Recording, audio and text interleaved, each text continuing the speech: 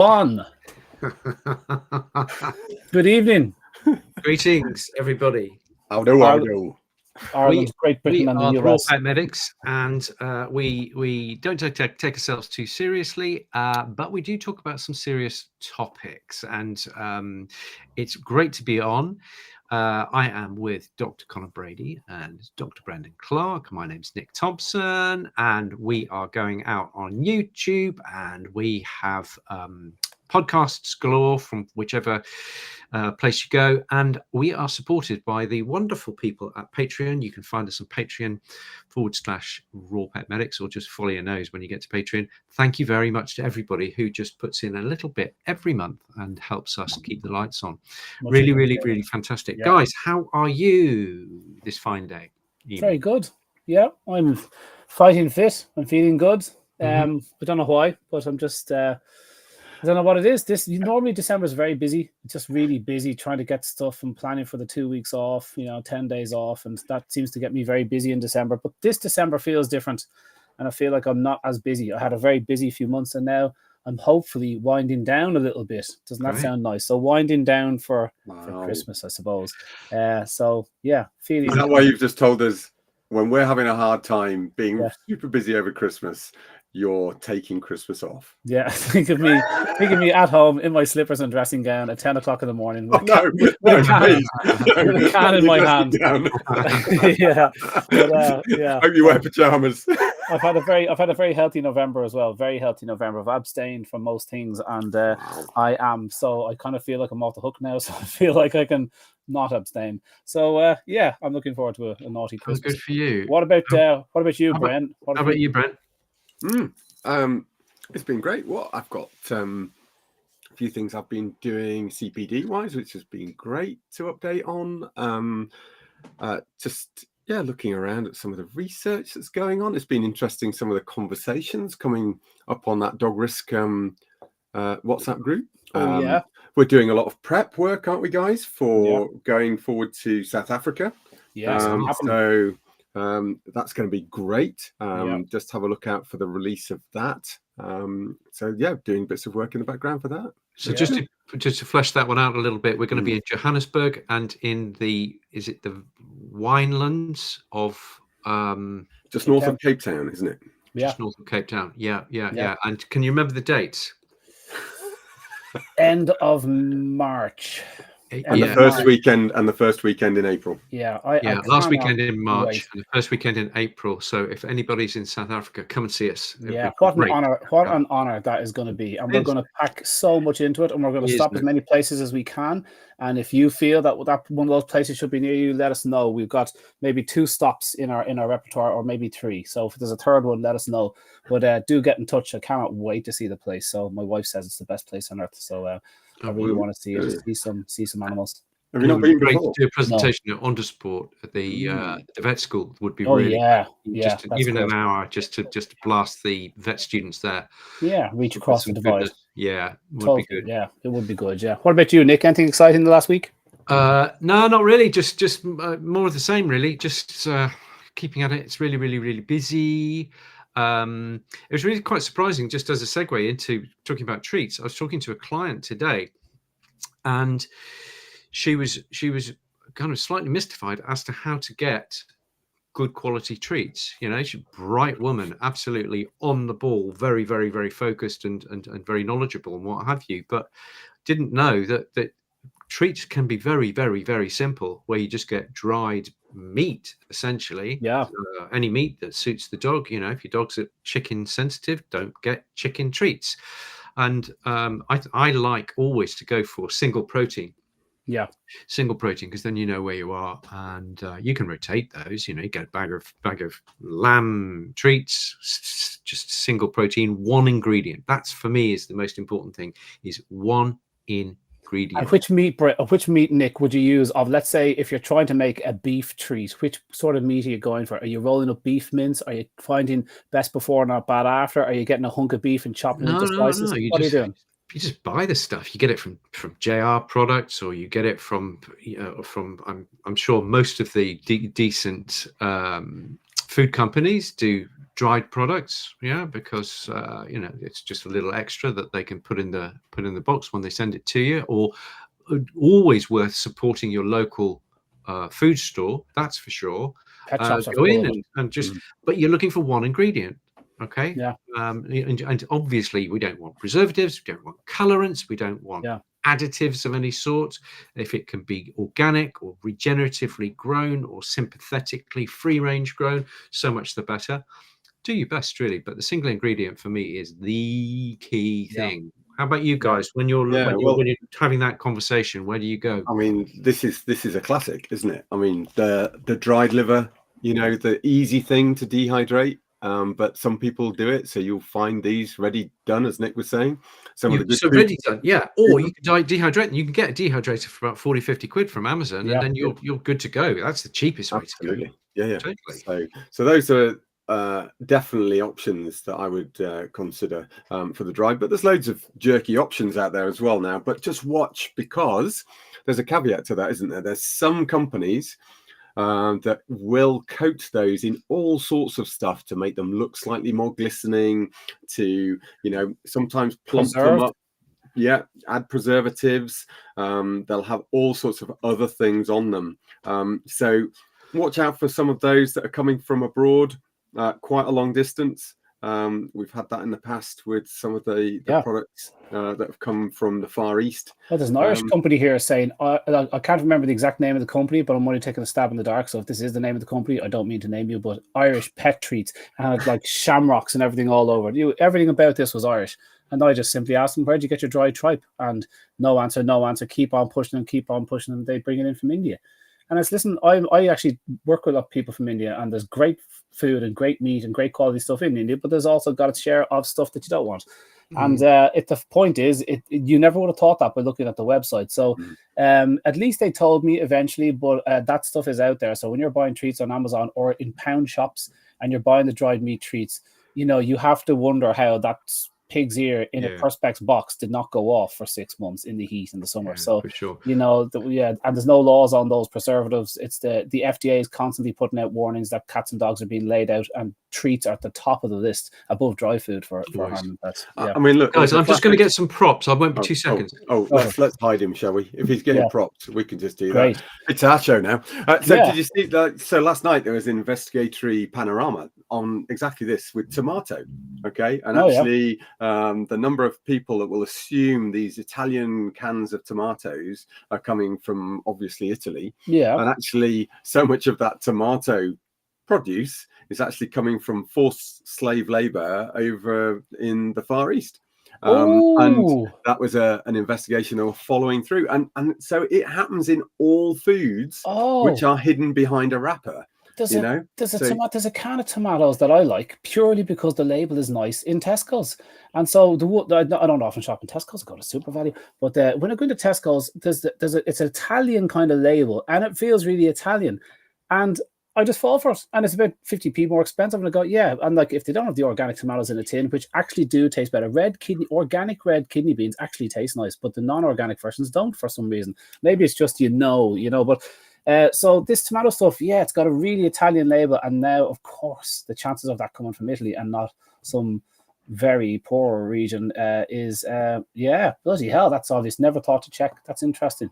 So it follows through. So just be careful, as somebody has said, always consider buying local. There's some great products locally. I'm sure there's some great stores locally to you that have already done the due diligence. There is. The natural pet shops, lads, the local pet shops, they know what they're talking about. When they get those natural treats in, then they know those. They'll at least tell you where they're sourcing them from, and you can contact the company. I want to give one warning, see what you thought about this, guys. I spoke to a pet owner recently whose dog died when they were eating a dried meat treat. And it was the first time I've ever heard of it. Okay. And we've been doing it years, and dried meat treats are very popular. But when you think about it, it made sense. It was, I can't remember what piece it was, okay, but let's assume it was quite a large, dry, but with the moisture removed, it is quite a shardy, brittle piece of meat, and the dog will eat it. And as much as you try to chew it and add moisture to it, the dog is swallowing what would be far sharper pieces than it would be if it was fleshy. And so she wasn't saying it in any way to kind of say, hey, Connor, remove all treats from dogs. She just said in passing, do you know what? I can't feed that cut anymore because The dried. Did you ever hear that in practice, guys? No.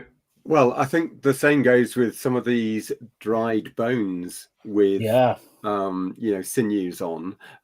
Is that, just be careful. We're going to talk about a few things. In fact, actually, let's get on to a little bit of a version. I'm not going to say kiss, marry, avoid. Let's do try, love, avoid. Okay, for our treats. I'm going to flash through some things. I say flash, as we're going to carry on talking about. Choose your words carefully, my friend.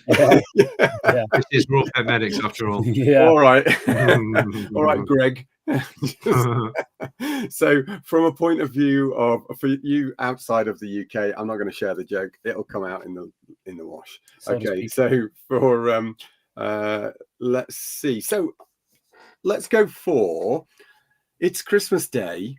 Would you give your dog or cat Christmas dinner? As a special Christmas treat. Would you? Yes. Table scraps? Would absolutely. You make them a special Christmas dinner? No.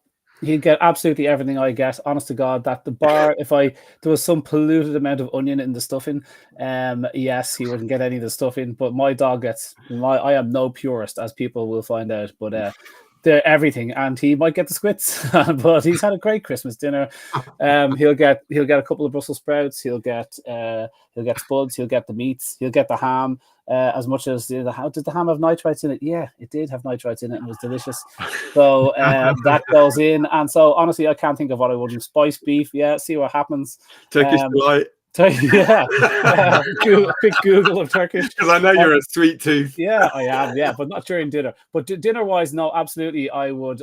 He gets a lot of trimmings, and we've got a couple of different families around the place. I get all the spare bits of meat and the leftover roasties and veg. So Dudley eats like a king for 2, 3, 4 days. I'm not picky. I'm a leftovers user. What about you, Nick? You seemed hesitant there. No, I wouldn't. I just wouldn't bother. It's just because you may upset the gut. They get fed fantastic food every single day, and so I would just continue with that. I might just for a laugh give them turkey on Christmas Day, but apart from that, I absolutely wouldn't go there.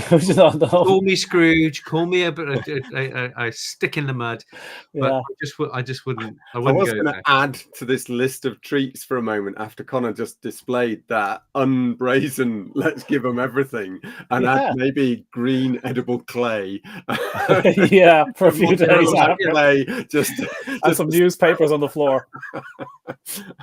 The only thing that turns my dog's good. My dog is an absolute pig. He's a Cocker Spaniel, and he'll eat absolutely anything. Dudley always has since he was a kid.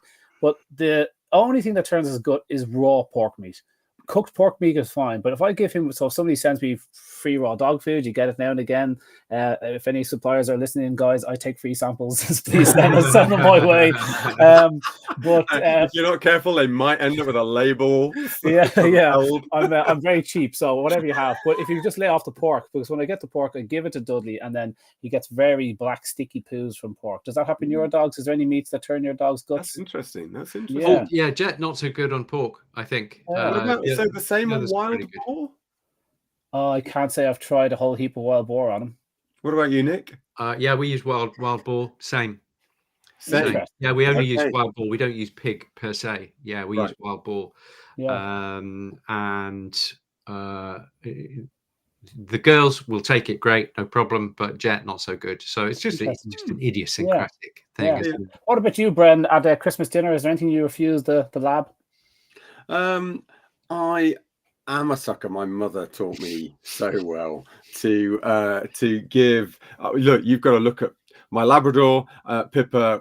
Her eyes literally are dangling on the end of her nose when she sees us eating. I have never seen. I mean, I called her a pug the other day because she had such exophthalmos, which is basically when their eyes are poking out of their skull, because she was desperately willing my wonderful wife into giving her some food. And that's how bad she can get. Artie's pretty restrained, and actually Clem has learned really quickly that we very rarely give a treat, so she curls up in a ball. She has no idea of personal space, however, so she will sit curled up on a chair right next to you.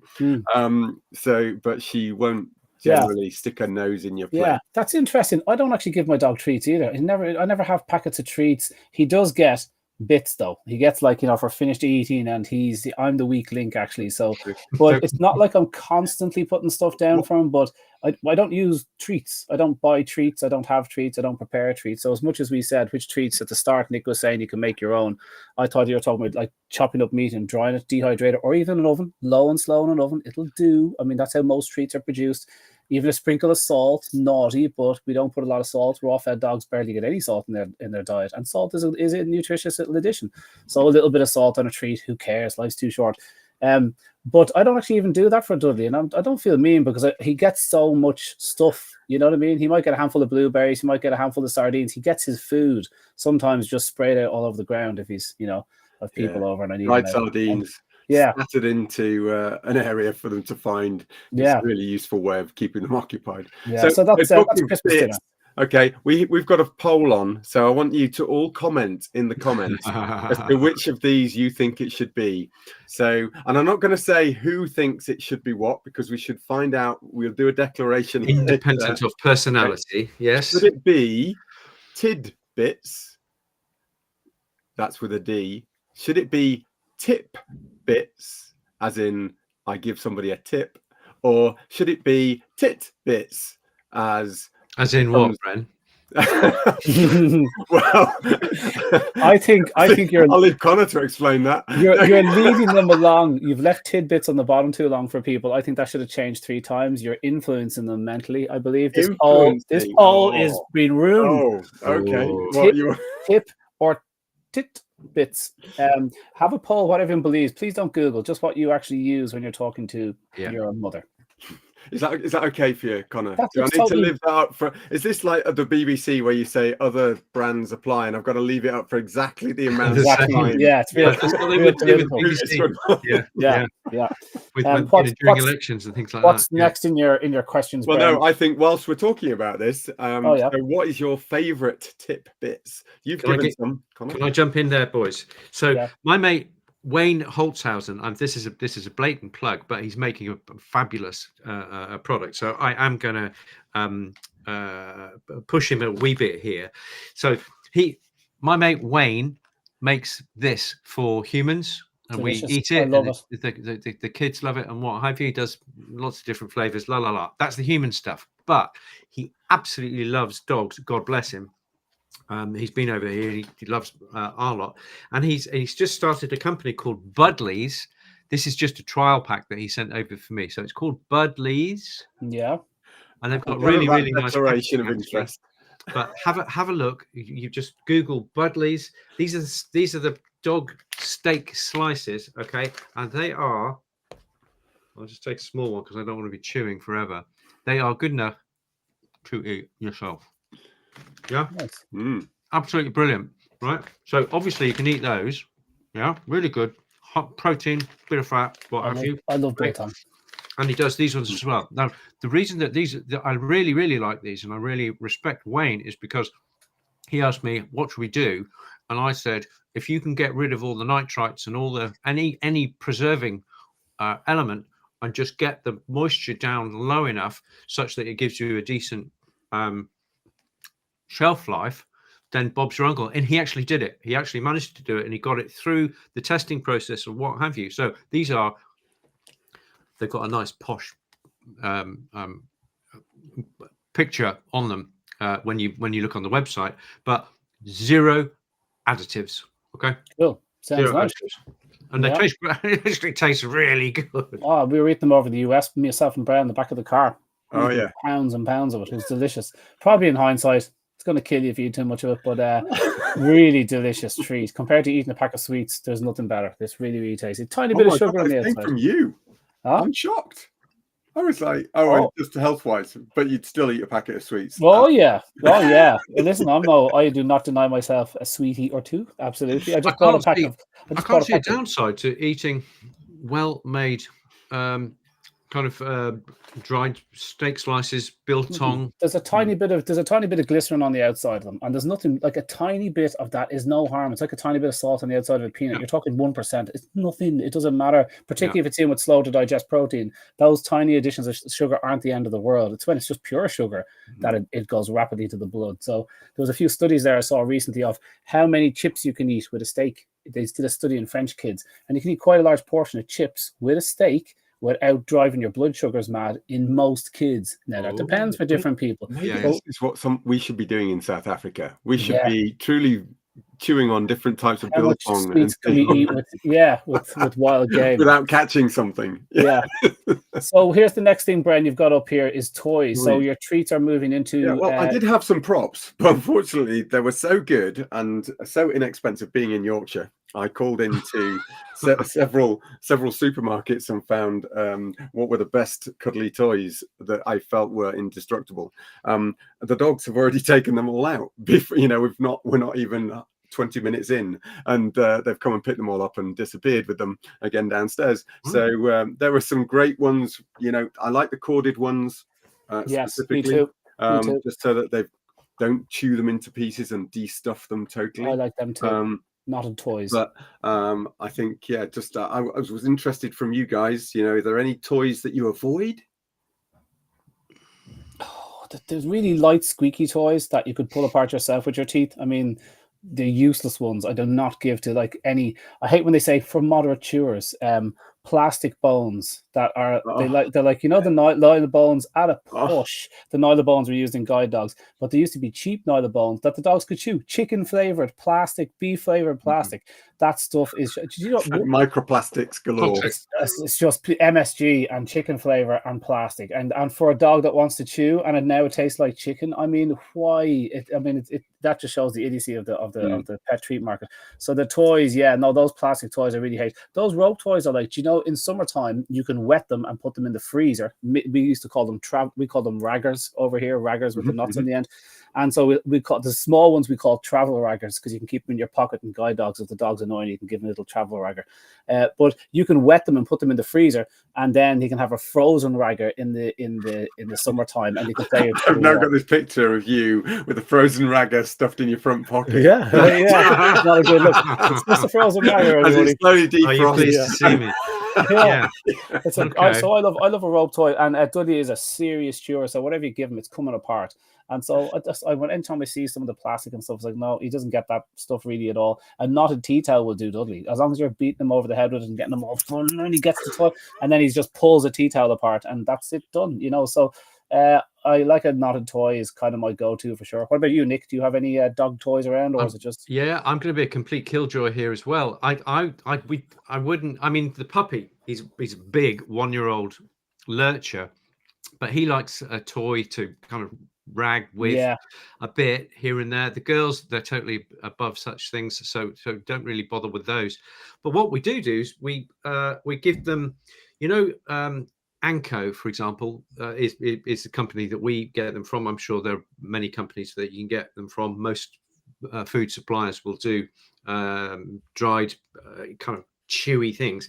We get these things that are as broad as my arm, right? They're about 18 inches long, maybe even up to 2 foot, and they're as broad as your wrist, and it's basically dried hide. Now, it's not a raw hide chew, which is a completely different thing, and they are really toxic, as Karen and Rodney once famously described. How to make a rawhide. Yeah, how to make a rawhide chew on YouTube. Very good. Yeah, definitely worth looking at that. Yeah. Rodney Habib and Karen Becker, how to make a rawhide chew, definitely worth looking at. But these are the real deal. Basically, they just get pieces of skin from pig or cow or sheep, and roll it, dry it, and they are absolutely indestructible. Yeah, they're good. Yeah. Jet has got jaws on him like Jaws, and he takes probably 10 days to get through one of these things. That's cool. If not longer. Not longer. Yeah, that's cool. What about guys? What's your opinion on we're in the rawhide category here, but I was just going to stray. Have you seen the coffee root a wooden root of a coffee plant. Oh, yeah. Yeah. Just like a smooth type of stick, effectively, but a root instead. Yeah, but a root. So, like, I'll tell you, I'll be honest with you. When Dudley was a kid, one of his favorite things was a rolling pin. He was a serious chewer, and so he had this rolling pin. Now, a rolling pin these days is sawdust and glue, and it's made into a rolling pin shape. Gone are the days it's carved out of one piece of wood, but you can get those rolling pins. So one piece of wood, I'm not against a piece of wood. I'd rather he's chewing bits of wood than chewing lumps of plastic, but ideally I don't want any of the wood going in at all. And so these coffee roots are unbelievably hard, and they're a nice weird bumpy shape. And Dudley's had his coffee root for ages, and when he's going bananas, it's like, there, get your root out, and he gets the root and all thanks, and he starts chewing on that for 10 minutes, and he chills out and he walks off, and you haven't got your raw meaty bone in the house. If you give that dog a bone, he hides it straight away, and then as soon as the door's open, he gets the bone, he brings it into the house. He just loves bringing the bone into the house, and I don't want a raw meaty bone around the house. So the coffee root solves that for me. Have you ever used any of those sort of things, or do you stay away from that sort of non-edibles? Well, for me, I mean, we're going to come on to antlers, because that's one of my biggest issues. Is some of these super hard things. Super hard antlers are. That's where I've seen slab fractures of back teeth, especially for dogs who haven't learnt how to chew. Believe it or not, you need to teach your dog from fairly young age how to chew. To how to get the right pressure through their teeth, so they're not just suddenly coming across. We'll talk a bit later about bones. Something and thinking, do you know what? If I bite really hard, I can chew off chunks and swallow them. And that's when they bite too hard and actually do slab fractures. And I would say for antlers, I even went through a period of saying soak them for at least 24 hours before you give them, just to try and soften them up. But I still think they're too hard. I think they're too hard. I don't even go there at all. It's so hard, lads. It's just pure calcium. There's just nothing else in that. I can't imagine as much collagen in it. It's just a hard lump. Yeah, I'm worried about those antlers. Huge bite force from dogs. I mean, enormous. And either the teeth will skid off that antler. Yeah, and and they're always sawn, okay, and therefore you have this 90-degree angle, right, which can get up into that premolar and exert a really an enormous force. And if there's a twisting force there as well, ping, there goes half your tooth. Which one is the slab fracture? So that's basically goes up the angle of the tooth. So it usually breaks off the outer part of the tooth. Okay, but it goes up into the gum. And believe you me, I fractured my tooth vertically the other day. Unbelievably painful. The only way to stop that pain was to pull it out, because it's not one of those things that you can root canal and fill. You're literally in a situation when you break them that angle. That's the worst way to break them. My dentist said there is no saving that. Once you've broken it down through the root vertically, you've done. And because the crack really exposes the pulp and where the live and the roots and the nerves are, and so I suppose the thoughts are that then once you have a crack there and you expose it, bacteria can get in, and if you get a bacteria in there, can antibiotics get into the root of a tooth? Yeah, because it comes through the blood supply, into the root, but it doesn't matter about that. That still will not fix the tooth. As soon as the antibiotics are done, with not only are you wrecking your microbiome, but the pain just carries on. So even a hairline fracture, the bacteria will find their way in through that. I've had that. I'm missing this one because exactly that. Yeah. You're chewing an antler. It was way back here. No. Chewing antlers. I had a hairline fracture. There's a hairline fracture in this. Yeah. And so I'm not surprised. After Ellie's latest taekwondo, whatever it is that she's ninjutsu. Yeah. Which one did you lose? Let's have a look. It's right back here. Right at the back. Yeah. A molar.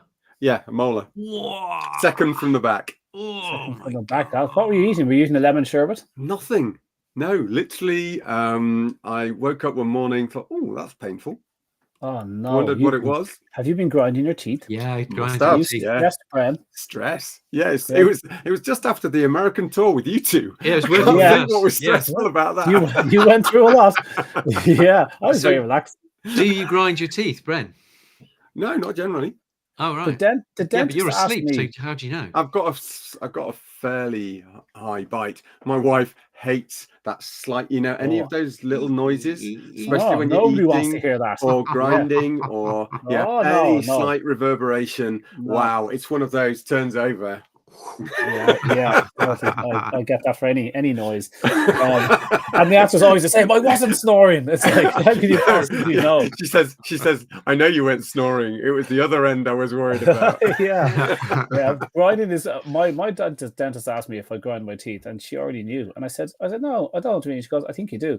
I said, I really don't think I do. Nobody's ever told me if I did. And she goes, those muscles there, they're quite large on your face. And I just thought that was just you laughing. I thought that was my chiseled cheekbones. And she goes, no, you're just a stress head and you grind your teeth. And so you've got these muscly jaw. And I thought, well, I use it a lot as well. So maybe that's part of it. But I don't think of a teeth grinder, but it's an awful sound. You know, there's sometimes when your kids do it, oh my God, there's nothing worse. But anyway. It was really, can you remember when we went to see Will Harris? Yeah. So we had Will Harris gave us a little shack to stay overnight in, which was great, next to the lake with the alligators. Okay, this is just setting the scene and what have you. And there was only 2 bedrooms, so Bren, being the adult in the room, took one room, and Connor and I took the other.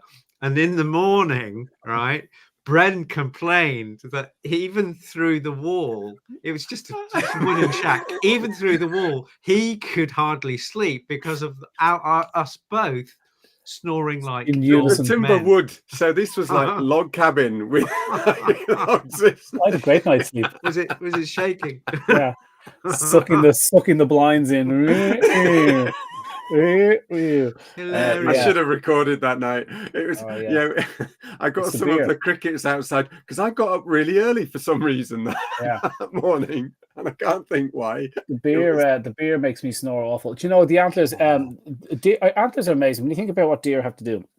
Male deer, although some species of I think reindeer, the females keep their antlers as well. But in most deer drop their antlers every year. Can you imagine being a 5, 6, 7, 8 point stag? Red deer are called stags, and the males of most other deers are called bucks. But the males cast off these enormous antlers every year. I think it's April time, or no? When do they cast them off? They grow them in a few months. So they cast them in January, and then they grow them again in April. Whatever it is, they knock them off in the middle of winter, these enormous lumps of bone, and then grow them again. Why don't they just keep them on their head? And then just like, how could it be? Could you imagine the amount of effort it would cost to build all that bone in 3 months? I mean, it's staggering achievement that they do. So they're starved for calcium. So they eat very high calcium foods, very low grade grass and that kind of stuff to top it back up again. And they produce the deer velvet on the surface. Yeah, when they're growing these things. Yeah, and that's been used for the last 2,000 to 4,000 years by the Chinese. Very good. Right. Immune modulator, and so got all sorts of growth factors in. Very rich, very. If anybody's interested, have a look at the webs. We on Holistic Vet Shop, we do sell a really nice deer velvet, but I've got some information. If anybody would like to email me for information on the clinical use of deer velvet, or the New Zealanders have produced an whacking great book with hundreds and hundreds of references on the use of deer velvet as well. So anybody wants that, just email me, Nick Thompson at holisticvet.co.uk, and we will ping you a digital copy for free, because we love you so much. That's nice. It's like the colostrum of the meat world, isn't it? It's like its role is to grow stuff very quickly, and it's full of growth factors and whatnot. So it's fantastic. Actually, speaking of colostrum, do you guys ever use colostrum for anything in dogs or cats or animals outside of when would you use it, Nick? Are you talking IBD, IBS type issues, or so yes, in that kind of situation, also in this kind of situation, what it is first of all, actually, in case they Oh don't yeah, know. because I didn't show. So this is a colostrum. This is a sample that the guys at ProDog Raw, you can get colostrum from other places, but these guys they've just sent me this as a trial, because I've seen some papers whereby, you know, there's a thing in humans called runner's gut. Yeah, where any extreme athletic activity can cause you to be loose. Okay, famously, who is that blonde runner, the British runner? She had an explosion at the end of one of her marathons. Yeah. Okay, bless her. Not Daniela Radcliffe. What's her name? Radcliffe. Yeah, somebody Radcliffe. It It's is a her. mother. Yeah, It's Daniela's mother. Oh, okay. I thought that was stopping for a wee. Let's not misconstrue things. Oh no, I thought she just anyway. It's a thing. It's a thing, and there are I know of about 4 or 5 papers suggesting that bovine colostrum might be the answer to that. Where you will see this quite a lot is you'll see a dog, usually excitable, so it'll be the Springers, maybe a golden retriever, something like that. They will have a 9 or a 10 quality poo in the morning, and then have a day running around getting excited, and they'll have a 6 or a 7 in the afternoon because of the excitement, and then the next morning they're back up to a 10. That's really common, and that's what I'm going to try the colostrum on. That kind of just had a client today. Just had a client with a Weimaraner. If she's listening, I hope she is. Same thing. Dog gets squitty in the afternoon. You can see he's really a little bit reactive on his walks. He gets that IBS, and as everyone knows, IBS squishes the gut. No time for digesting fatty. You've got fight and flight to think about. So that's what. Yeah, that's interesting. Right. Okay. I'll try the podium. Give him a ring. Yeah. Connor, if you give Alison Frost at ProDog Raw a buzz, she'll send you some samples. I'm sure. Let's because you're a At this rate, clinician. this is just marketing for. Will people send us free samples for Christmas? We feel like Christmas presents. Free samples are always gratefully received. Please. We'll hold up our addresses at the end. So lots of interesting comments coming through. It was Paula Radcliffe. Paula, God bless her. Other things that people want to know is about deer legs. Okay, let's talk about that in a moment, because we're going to talk about bones. So, but before we get there, turkey carcass has been up on screen for a while. Yeah. So, what do you think? Love them. You have a shot, avoid. What do you think? You try, love, or avoid? I would definitely say if it's raw, no problem whatsoever. So I'm quite into deboning meat. So that it's one of those Yorkshire things again. You can take the breast and legs off, eat them yourself, and then the carcass is effectively with wings a free meal for the dog. Great for them. And I would just say, turkey carcass can be the same. Again, depends if you've got a nice organic, well cared for turkey. There's no reason why. There's plenty of meat on there. You can actually cleave it into 4 and have 4 treats, or you can leave them if you want to keep them occupied out in a snow-ridden field for a while. You can leave it out there for them to chew through. I've got most of these turkey carcasses, they are quite quick-growing birds. So to be fair, most of them will be anywhere from 12 to 16 weeks all the way up to, depending on what environment they're reared in. Some of them can be 6 months. So it just depends on where they're grown, how they're grown, what they're fed on, how they're super fed or not. Okay, so they can be quite soft, cartilaginous. You'll see the squish in the carcass once you've taken the meat off, and you'll realize that actually it's not loads of calcified bone in there. Most of our turkey, we've got maybe 1 turkey farm in the UK. I think we've got 1 in Ireland. I think we've got 1, maybe 2 in the UK. What's the name of the company? I can't remember. I used to deal with them. Bernard Matthews. Oh, Bernard, I think they're suppliers. I'm not sure if they're the actual dudes that have the sheds, but whatever. The vast majority of our turkeys come from Italy and Poland. So the most of turkey that we eat, Really? yeah, absolutely. You've got Wow. one or two companies in the UK, but it's not what you're going to find in Iceland and Aldi. And Yeah, this is not the turkeys that you're going to find free roaming across America that you go out and shoot ready for Thanksgiving. Yeah, These are- no. But yeah, so like the turkey carcass, I love when you're making like there's so much food on a turkey carcass, but the problem is keeping it raw because most people are cooking their turkeys on the bone, and you know, once it's on the bone, what you can do to salvage that turkey, as everybody knows, is pull it apart, get as much as you can off, or as for yourself and the family, and you're left with this enormous carcass with bits and bobs and wings and stuff that people mightn't have eaten. All that goes into an enormous pot and just simmer that sucker. And I'm glad he's mentioned it. So much stuff Beautiful. comes off. Bone broth and a half, isn't it? Yeah, totally. Just a little bit of I've everything. got a really fabulous story for Patreon when we nip over at 7:45 involving turkey carcasses and Boeing 747s. Interesting. It must be engine related. And turkeys, they rarely come with giblets, the smaller turkeys, but the bigger, the organic birds and stuff, and the birds that be running around outside, they do come with the bits and pieces. Before we leave the turkey bones, that you mentioned deer bones, and I think that's quite a festive thing. Let's mention that. Could I just mention what I think about deer leg bones? I am not a fan of deer leg bones, and here's the reason. Sometimes, and I love my independent pet shops, local pet shops, they're awesome and they have the best pet treats. But in our need for dry meat, they're now selling like small deer, so like roe deer kind of size leg bones. And, that is a dried piece of meat on the bone. And I pray that it's dehydrated, but the problem is dehydrating a chunky anything is very difficult. It's very hard and time consuming. And the worry is lots of these treats are being imported from, no offense, but to some countries, that mightn't have the same legislation, even though they're inside the EU. And I tried contacting two of those companies. One of the biggest suppliers is in Poland. And I tried contacting the company saying, where do you get your stuff? And they say, oh, we get it in from.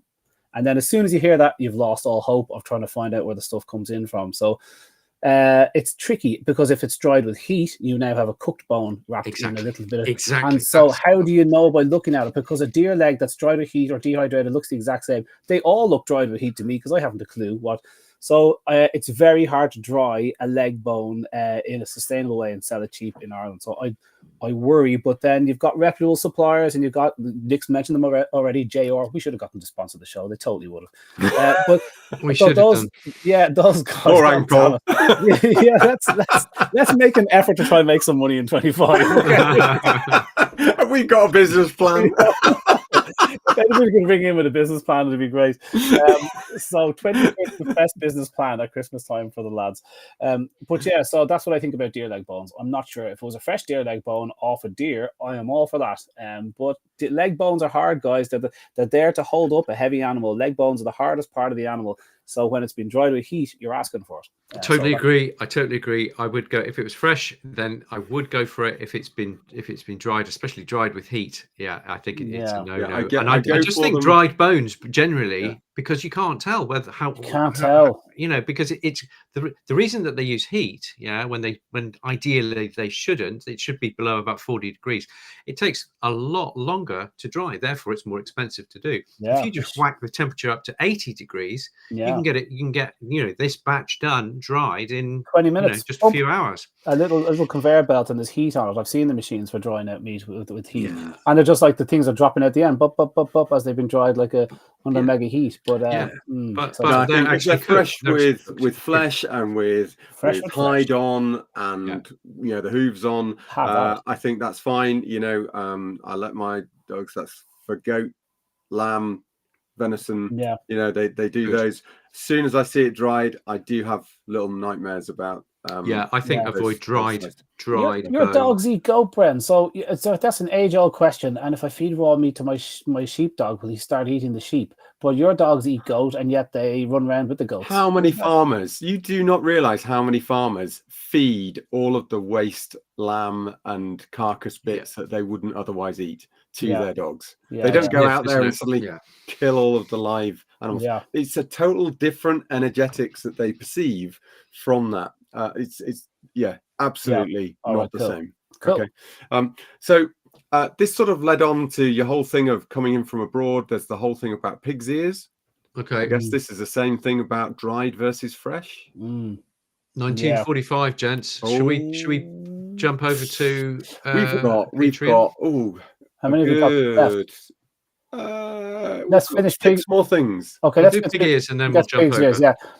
Pig's ears from made in your hometown is a good idea. You know, if they're dried, dehydrated instead of dried with heat, probably even better. If they're sure they're not been using preservatives and stuff, because the pet treat world is very poorly regulated, guys. So most of the cheap pig's ears, when you're paying 50p for a pig's ear, most of them are coming in from lands far away, and that's where some of the chemical issues have been.